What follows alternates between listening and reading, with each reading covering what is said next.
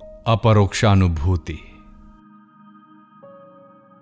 उन परमानंद स्वरूप उपदेष्टा, ईश्वर, व्यापक और समस्त लोकों के कारण श्री हरि को मैं नमस्कार करता हूं। अपरोक्षानुभूति मोक्ष सिद्धि के लिए कही जाती है। सत्पुरुषों को इसे प्रयत्नपूर्वक बारंबार विचारना चाहिए। अपने वर्णाश्रम धर्म और तपस्या द्वारा श्री हरि को प्रसन्न करने से मनुष्य को वैराग्यादि साधन चतुष्टय की प्राप्ति होती है। ब्रह्मा से लेकर स्थावर पर्यंत समस्त विषयों में जो काक विष्ठा के समान वैराग्य होना है, वही निर्मल वैराग्य है। आत्मा का स्वरूप नित्य है और दृश्य उसके विपरीत अनित्य है। ऐसा जो दृढ़ निश्चय है, वही आत्म वस्तु का विवेक है। वासनाओं का सर्वदा त्याग करना शम कहलाता है और बाह्य वृत्तियों का रोकना दम कहा जाता है। विषयों से परांग मुख होना ही परम उपरति है और संपूर्ण दुखों का सहन करना शुभ तितीक्षा मानी गई है। शास्त्र और आचार्य के वाक्यों में भक्ति रखना श्रद्धा है और अपने वास्तविक लक्ष्य में चित्त की एकाग्रता ही समाधान कहलाता है। प्रभु, मेरी संसार बंधन से कब और किस प्रकार मुक्ति होगी? ऐसी जो सुदृढ़ बुद्धि है, उसी को मुमुक्षुता कहना चाहिए। उपर्युक्त साधनों से युक्त अपने शुभ की इच्छा वाले पुरुष को ही ज्ञान प्राप्ति के लिए विचार करना चाहिए, क्योंकि जिस प्रकार प्रकाश के बिना कभी पदार्थ का भान नहीं होता, उसी प्रकार बिना विचार के और किसी साधन से ज्ञान नहीं हो सकता। मैं कौन हूं? यह जगत किस प्रकार उत्पन्न हुआ? इसका कर्ता कौन है तथा इसका उपादान कारण क्या है? वह विचार इस प्रकार का होता है। मैं भूतों का संघात रूप देह नहीं हूं और न इंद्रिय समूह ही हूं, बल्कि इनसे भिन्न ही कोई हूं। वह विचार इस प्रकार का होता है। संपूर्ण प्रपंच अज्ञान जन्य है। यह ज्ञान होने पर लीन हो जाता है। नाना प्रकार का संकल्प ही इसका कर्ता है। वह विचार इस प्रकार का होता है।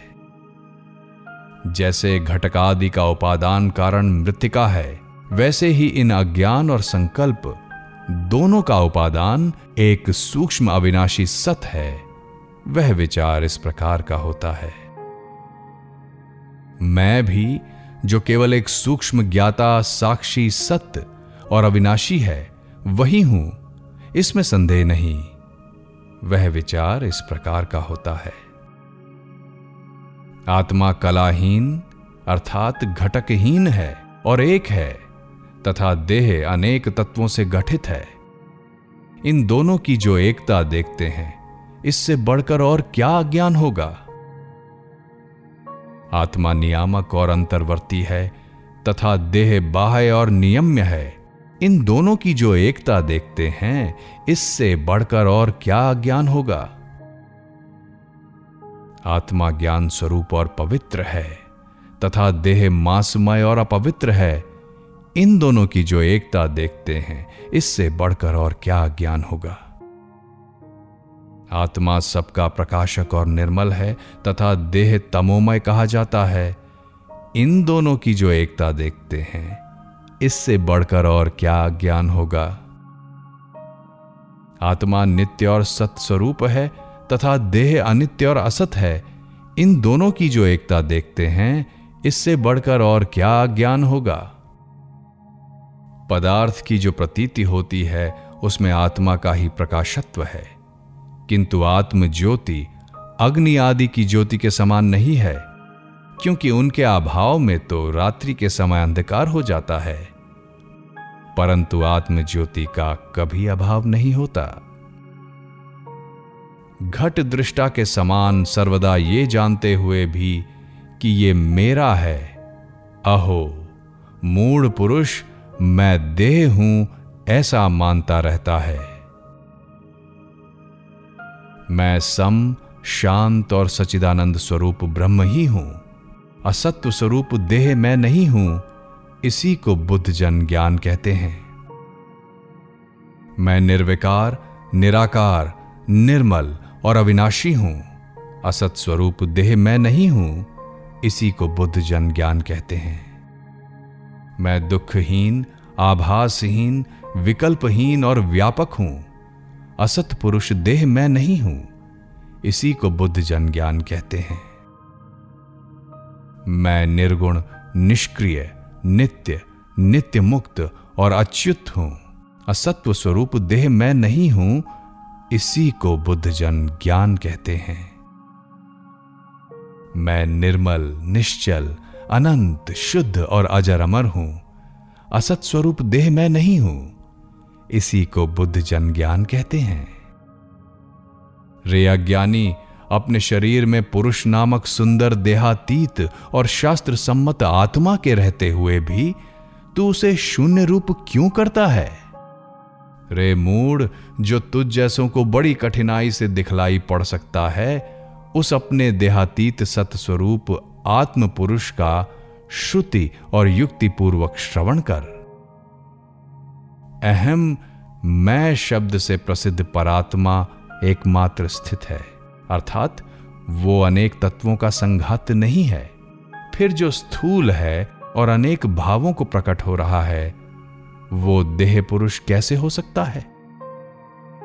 अहम दृष्टा रूप से सिद्ध है और शरीर मेरा है ऐसा कहा जाने के कारण दृश्य रूप से स्थित है।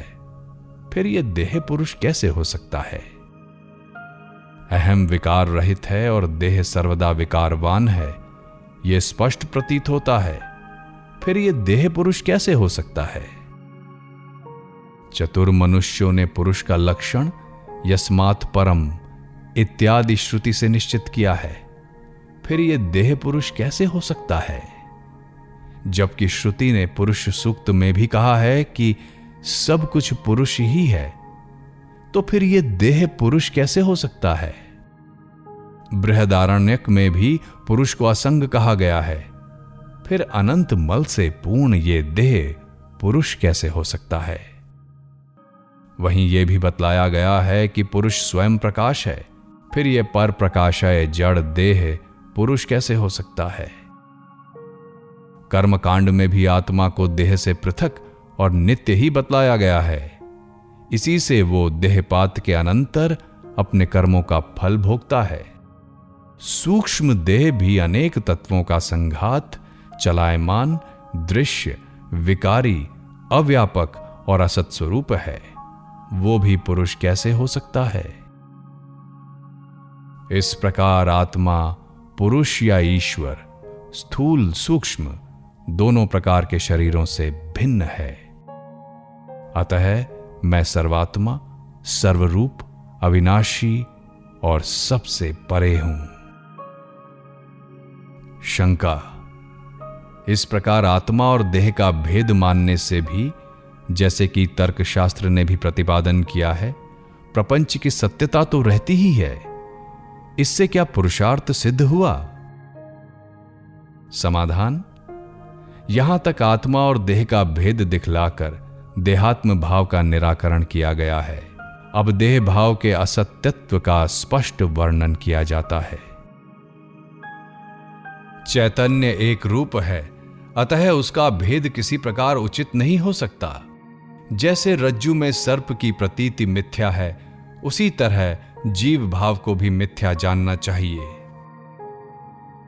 रज्जु के अज्ञान से जैसे एक क्षण में ही वो सर्पणी प्रतीत होने लगती है, वैसे ही साक्षात शुद्ध चित्ती ही विश्व रूप से भास रही है। प्रपंच का उपादान कारण ब्रह्म के अतिरिक्त और कोई नहीं है, अतः यह संपूर्ण प्रपंच ब्रह्म ही है और कुछ नहीं। शास्त्र कहता है कि सब कुछ आत्मा ही है, इसलिए जगत और ब्रह्म का व्याप्य व्यापक भाव मिथ्या है। इस परम तत्व के जान लेने पर फिर भेद का अवसर ही कहां रहता है। श्रुति ने स्वयं ही नानात्व का निषेध किया है, कारण कि अद्वितीय होने पर भला अन्य आभास कैसे हो सकता है? मृत्यु से मृत्यु को प्राप्त होता है, ऐसा कहकर श्रुति ने नानात्व दर्शन में दोष भी बतलाया है। मनुष्य माया से ठगा जाकर ही संसार में नानात्व देखता है। संपूर्ण भूत परमात्मा ब्रह्म से ही उत्पन्न होते हैं, अतः ये सब ब्रह्म ही हैं, ऐसा निश्चय करना चाहिए। समस्त नाम, विविध रूप और संपूर्ण कर्मों को ब्रह्म ही धारण करता है, ऐसा श्रुति ने कहा है। जिस प्रकार सुवर्ण निर्मित वस्तुओं की स्वर्णता निरंतर रहती है, उसी प्रकार ब्रह्म से उत्पन्न हुए पदार्थों की ब्रह्मता भी नित्य है। जो मूढ़ जीवात्मा और परमात्मा में थोड़ा सा भी अंतर करता है, उसके लिए श्रुति ने भय बतलाया है। जहां ज्ञान से द्वैत भाव होता है, वहीं कोई और दिखलाई देता है। जब सब आत्मरूप ही दिखलाई देता है, तब अन्य कुछ भी नहीं रहता। उस अवस्था में संपूर्ण भूतों को आत्मभाव से जानने वाले उस महात्मा को कोई दूसरा न रहने के कारण न मोह होता है और न शोक ही, क्योंकि ये आत्मा सर्वात्म भाव से स्थित हुआ ब्रह्म ही है, ऐसा बृहदारण्य शाखा की श्रुति ने निश्चय किया है। दूसरे क्षण में ना रहने के कारण जैसे स्वप्न असत है, वैसे ही ये संसार व्यवहार योग्य और अनुभव होता हुआ भी असत है। जागृति में स्वप्न अलीक हो जाता है, स्वप्न में जागृति नहीं रहती, तथा सुषुप्ति में जागृति और स्वप्न दोनों नहीं रहते, और इन दोनों में सुषुप्ति नहीं रहती। इस प्रकार सत, रज, तम, इन तीन गुणों से उत्पन्न हुई ये तीनों अवस्थाएं मिथ्या हैं, किंतु इन तीनों का दृष्टा गुणों से परे नित्य और चित स्वरूप है।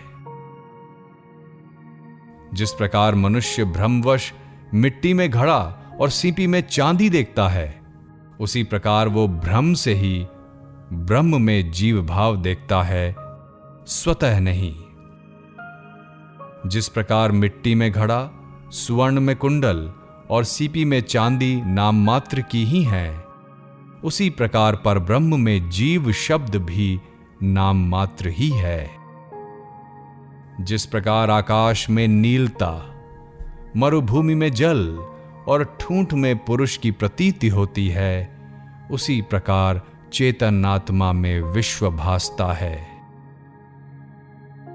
जैसे शून्य में वैताल और गंधर्व नगर की तथा आकाश में दो चंद्रमाओं की स्थिति है, वैसे ही सत में संसार की स्थिति है।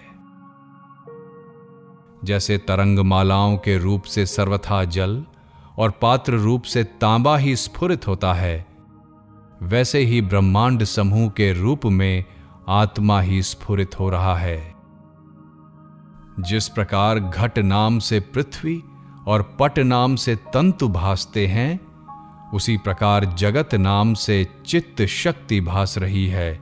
उस जगत का बाध करके उसे जानना चाहिए।